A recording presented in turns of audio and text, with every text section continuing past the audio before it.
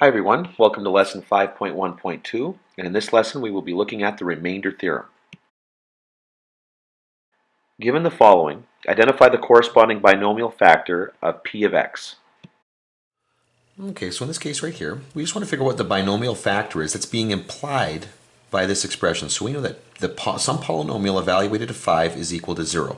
Okay, now as soon as we know that it's equal to 0, we know that that we're looking at a factor of that polynomial. Okay, at least we're given a clue as to what the factor is. So think about what the notation should look like here. Okay, this is essentially function notation. This is really p of x. And so what we're doing here is we've replaced the x with the 5. So therefore what we're saying here is that this implies, okay, this implies here that x is equal to 5. Okay? So if x is equal to 5, let's bring that over, bring the 5 over. So x minus 5 is equal to 0. And that's really what we're looking for here. Because the value that we're plugging into here, when we use the remainder theorem, the value that we plug into is the number that makes the divisor equal to 0.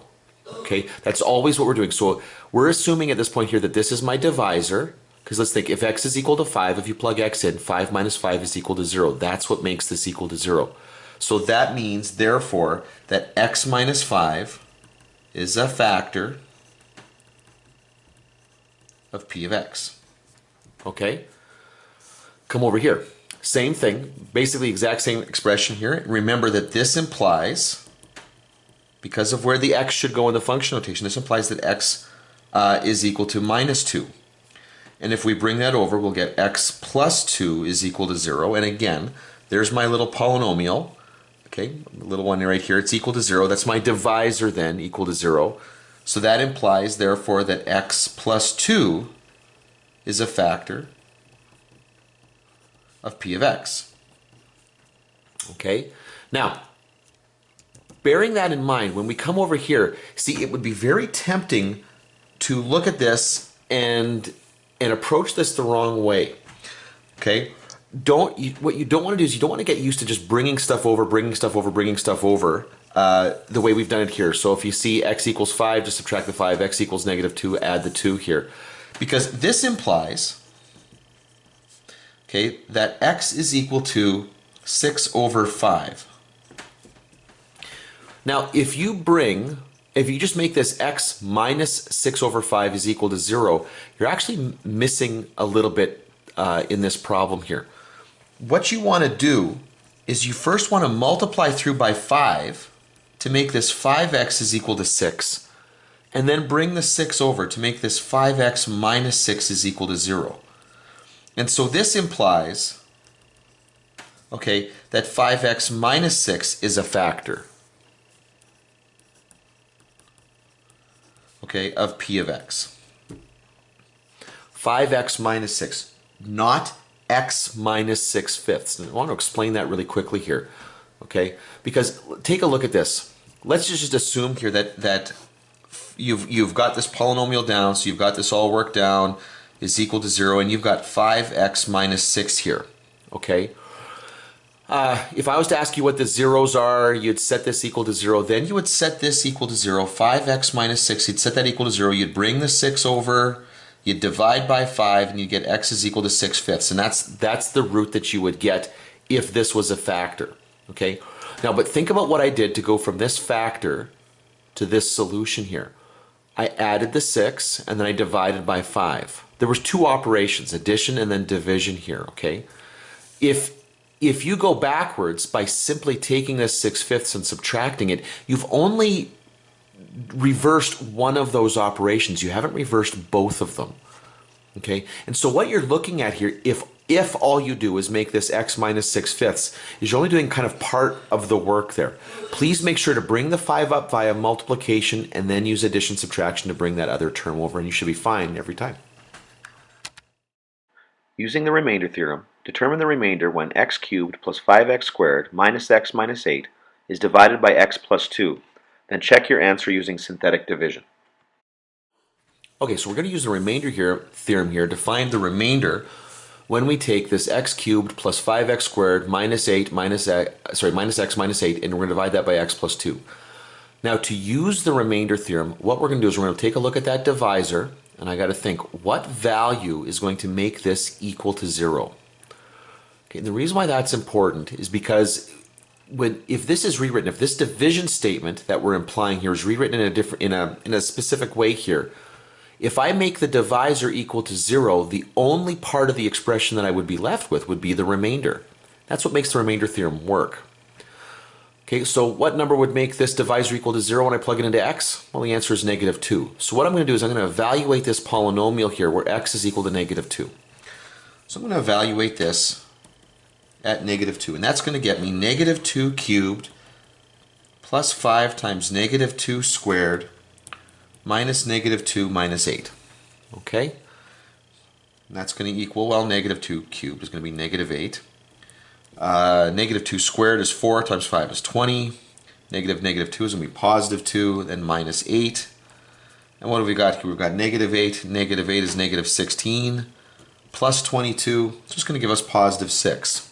So this tells us that the remainder, okay, is 6.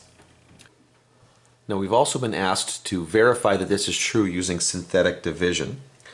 Okay, and there are two ways of doing synthetic division. I believe we've talked about that before. I'm going to go with what appears to be, at least in my experience, the majority opinion on this. So I'm dividing by x plus 2, so I'm going to put -2 outside my block here. And then I'm going to put the coefficients down here, so 1, 5, -1, and -8. And so this will be verified if we can get a 6 down in this spot right here. And so here we go. Bring down the 1, then we multiply, and we add, and then we multiply -2 by 3, and we add, and then we multiply. Now -2 times -7 is going to be +14, and when we add, we're going to get +6, and so there we go. That worked out just fine. Now I do want to show you another way of doing this, okay? I want you to see that you can do this on your calculator here as well. I'll show you what we can do here. So I'm just going to make sure that you can see the function here. Okay, so we've got this x cubed plus 5x squared minus x minus 8. Now, on my calculator, I'm going to go to my y equals, and I'm going to enter that in. I'm going to enter an x cubed. Make sure you come out of the exponent there. That's a problem. Sometimes if you've got a certain version of this calculator, it'll jump up there, and it's easy to forget that you're up there. So you got to use the arrow key to get out. Plus 5x squared. Okay, x squared minus x, okay, minus 8. So now I've entered that into y1. Press enter. Calculator recognizes that. Now I'm going to quit. I'm going to go back to my home screen here. Now what I'm going to do is I'm going to use a button on this calculator that really is underutilized. It should be used a lot more often than it is. I'm going to use this vars button right here, okay? Vars. And that opens up this menu right here, because the calculator stores all of its information into certain variables, okay? What we're interested in is accessing the y variables. So we go over to the y variables, and you've got a few options here, but the word that you're probably the most familiar with here is the word function. So let's choose function, and that's a list of all of the y variables right here. So we're going to choose y1. And now what's going to happen here, the calculator is going to treat this almost as if it's function notation. So I'm going to put a set of brackets here, and actually I'm going to go back in, and because I was dividing by x plus 2, I'm going to have the calculator evaluate this at -2, okay? So we're going to have the calculator evaluate the function at -2. Essentially, I'm going to do exactly what I did right here, okay? And when I press enter, I should be getting 6, and there you go. There it is. So the calculator has verified that for me here. Now, the really useful part of this is, let's say that you had a question that was asking you to verify or find the remainder for a whole bunch of binomials, okay? So I took that one function and divided it by a bunch of different options here. This would be a very, very quick way of doing this, because what I could do is I could just go back up, press enter, and I change this, for example, to 5. And now I'm dividing by x minus 5, and the remainder is 237. Just a really quick way of doing that. Find the value of k in the polynomial x cubed minus 3x squared plus kx minus 11, given that the remainder is 13 when it is divided by x minus 3. So in this case, we're going to use the remainder theorem to find a missing value in their polynomial function here, okay? And I would really recommend that you use the remainder theorem when you do this. I've seen all sorts of students that basically want to jump in and use synthetic division or polynomial long division and then kind of work backwards to figure out the k. But you really are making more work for yourself when you do that. We know, okay, that when I'm dividing by x minus 3, I know that if I take that polynomial, evaluate it at 3, that my answer should be the remainder, and in this case I'm told that the remainder is 13. Now, p of 3, when I plug that in here, is going to be, okay, well, I'm just going to replace the x with the 3 here. It's going to be 3 cubed minus 3 times 3 squared plus k times 3. There's the unknown, but it turns out that's going to be the only unknown in this equation. Minus 11 is going to equal 13. Okay, so now this is going to be 3 cubed, it's going to be 27, and actually this ends up being 3 cubed as well. This is actually kind of neat here. So 3 cubed minus 3 cubed, those disappear. Actually simplifies down quite easily. So what I'm left with here is 3k, I'll write that in the right order, and then add the 11 to both sides to get 24, and then just by simply dividing as our last step here, we're going to get that k is equal to 8.